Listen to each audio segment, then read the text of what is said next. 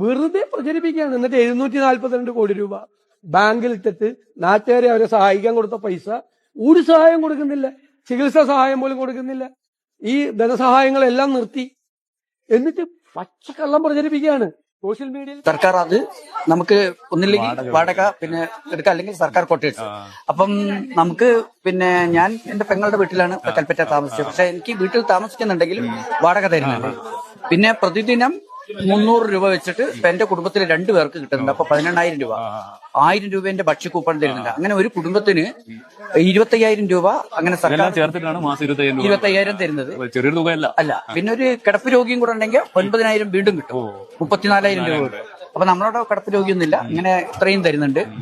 പിന്നെ ചികിത്സാ സഹായമുണ്ട്, പഠിക്കുന്ന വിദ്യാർത്ഥികളാണെങ്കിൽ അവർക്ക് സഹായമുണ്ട്.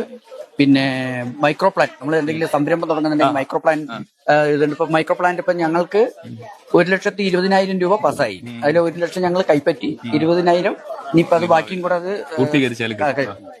പിന്നെ അത് കഴിഞ്ഞിട്ട് പറഞ്ഞാൽ നമുക്ക് കടങ്ങള് പിന്നെ സർക്കാർ എഴുത്തള്ളാൻ വേണ്ടി തീരുമാനിച്ചിട്ടുണ്ട്. അപ്പൊ ദുരന്തബാധിതരായിട്ടുള്ള 555 ആളുകളുടെ 1,650 ലോണുകൾ അത് എഴുതിത്തള്ളാൻ വേണ്ടി 18,75,00,000 രൂപ സർക്കാർ അനുവദിച്ചിട്ടുണ്ട്.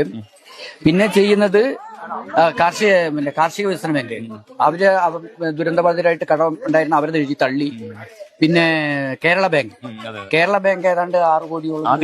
അതെ, അവരാണ് ആദ്യം ചെയ്തത്. അത്രയും ചെയ്തിട്ടുണ്ട്.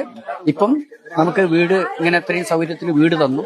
ഇനിയിപ്പോ ഇത് അടുത്ത മാസത്തോടു കൂടി ഞങ്ങൾ താമസം തുടങ്ങും. ഇപ്പൊ ആദ്യത്തെ 3 മാസത്തെ ഇലക്ട്രിസിറ്റിന്റെ അതുപോലെ തന്നെ വാട്ടർ, ഇതിന്റെ 2ന്റെയും 3 മാസത്തെ പൈസ നമ്മൾ കൊടുക്കണ്ട താമസം തുടങ്ങിക്കഴിഞ്ഞാൽ.